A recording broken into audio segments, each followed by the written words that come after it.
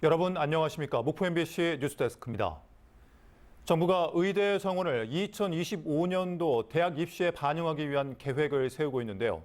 의대 정원을 최대 1,000명 늘리고 지역의 의료 수준 개선을 위한 지방 국립의대 신설이 필요하다는 목소리가 높아지고 있습니다. 박종호 기자입니다. 전남의 인구 1,000명당 의사 수는 1.74명, 전국 평균 2.18명에 비해 낮은 상황입니다. 상급 종합병원에 3시간 안에 접근이 불가능한 인구 비율도 전남은 11.3%로 제주도에 이어 전국에서 두 번째로 높습니다. 최근 국회 보건복지위원회 김원희 의원실에서 전국 20에서 60대 남녀 1,003명을 대상으로 의대 정원을 어느 정도 늘려야 하는지 질문한 결과 전체 응답자의 24%가 1,000명 이상이라고 답했습니다. 또 목포대와 순천대, 창원대 등 지방 국립대에 의과대학과 부속 대학병원을 신설해야 하느냐는 질문에는 응답자의 79.7%가 찬성했습니다. 올해 마지막 국정감사에서도 의대 정원 문제가 핵심 이슈였습니다. 국회 보건복지위원회에서는 보건복지부 장관을 상대로 의대 없는 지역인 전남권 의대 신설 촉구가 이어졌습니다. 의료 취약 지역의 국립의대 신설로 이어지지 않으면 저는 국민들의 어떤 이 불만과 배신감과 이런 것들이 거의 폭동 수준으로 갈 거라고 봐요. 의원님 잘 아시다시피 의대 정원 확충은 지금 있는 정치적인 행사하고 관련 없이 저희가 연초부터 추진해 왔던 거고요.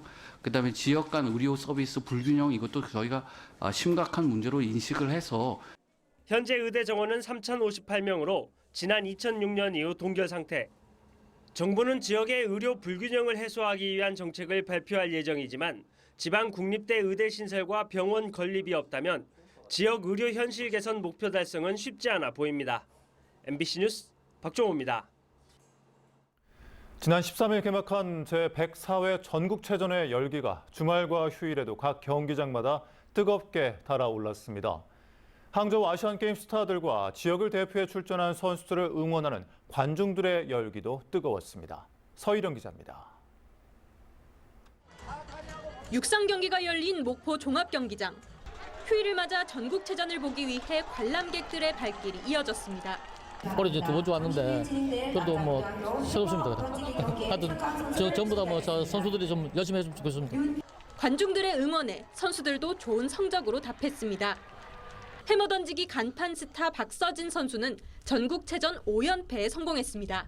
그런 곳에서 제가 아는 분들께서 다 오셔가지고 응원해 주셔서 너무 힘이 되고 좋았습니다. 미래 한국 육상을 이끌어갈 스타로 주목받는 백언율 선수도 다관왕 레이스에 시동을 걸었습니다. 마라톤 풀코스 42.195km 경기가 열린 목포. 선수들이 우렁찬 함성과 함께 힘차게 출발합니다. 그동안 갈고 닦은 실력을 발휘하며 바닷바람을 뚫고 달리고 또 달렸습니다. 여자 일반부 김은미 선수는 전국체전 마라톤 종목에서 전남 선수 가운데 처음으로 메달을 목에 걸기도 했습니다. 마라톤 경기로 오전에 목포 일부 도심 구간은 차량 운행이 통제됐습니다. 항저우 아시안게임 스타들이 총출동한 수영 종목도 뜨거운 열전이 시작됐습니다. 선수들의 여경에 관중들의 뜨거운 박수가 이어지기도 했습니다. 제가 왔던 수영장에서 선수들이 와서 경기를 하니까 좀 더 신기하기도 하고. 항저우 아시안게임 메달리스트 임시연, 안산 선수도 전국체전 양궁 종목에 출전해 다시 한번 선의의 경쟁을 시작했습니다. 이 밖에도 카누와 축구 등 전국체전 각 종목별 경기가 열린 전남 곳곳은 주말과 휴일 동안 체전 열기로 뜨거웠습니다. MBC 뉴스 서희령입니다.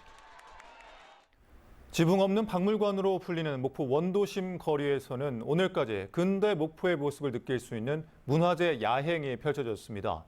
전국체전 기간에 맞춰 열리면서 많은 시민들과 관광객들이 찾아 근대 목포로의 시간 여행을 즐겼습니다. 김윤 기자입니다.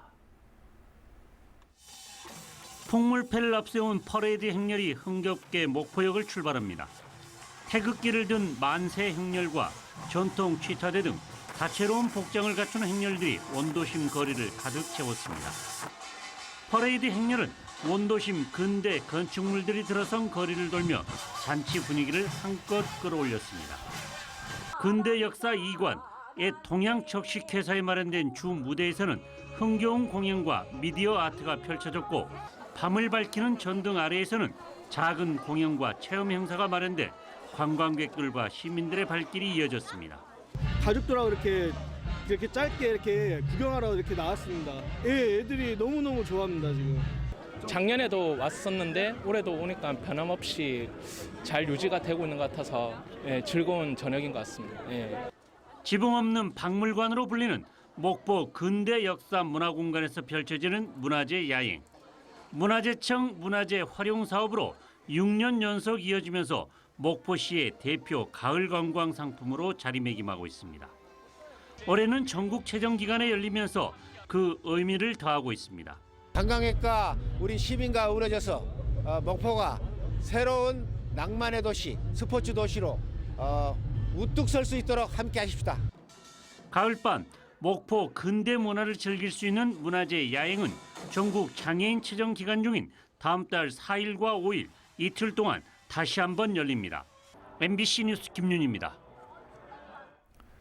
올해 목포 문화재 야행에 처음 선보인 메타버스 체험 프로그램이 관람객들에게 인기를 끌었습니다. 목포 MBC와 스마트 큐브의 협업으로 제작된 이번 프로그램은 가상 공간에 목포시의 루미나리의 거리와 근대 역사관 미디어 파사드를 재현해 자신이 그린 아바타로 여행하는 이색적인 체험을 제공했습니다. 전남 국제 수묵 비엔날레 사무국은 수묵에 대한 이해도를 높이기 위해 오는 20일 목포문화예술회관 2전시실에서 작가와의 대화를 엽니다. 2023 전남 국제 수묵 비엔날레는 물드는 산, 멈춰선 물, 숭고한 조화 속에서라는 주제로 오는 31일까지 목포시와 진도군 등에서 펼쳐지고 있습니다. 지난해 어류 위판장의 나무 상자 사용 비율이 개선 사업 시행 이후 최고치에 이르는 등 위생이 더욱 악화되고 있습니다. 더불어민주당 서삼석 의원의 국감 자료에 따르면 지난해 플라스틱 어상자 사용 비율은 17.6%에 그쳐 지난 2018년 이후 최저 수준인 것으로 나타났습니다. 반면 위생에 취약한 나무 상자 사용 비율은 지난 2015년 26.5%에서 지난해 46.1%로 증가했지만 내년도 예산에는 위생 개선 사업비가 전혀 반영되지 않았습니다. 전남 지역 학교에서 분필 칠판이 수백 개 이상 남아있어 개선이 필요하다는 지적이 나오고 있습니다. 더불어민주당 강덕구 의원의 국감 자료에 따르면 광주는 학교에 설치된 분필 칠판이 모두 사라졌지만 전남은 칠판 17,000여 개 가운데 5%인 865개가 분필 칠판이었습니다.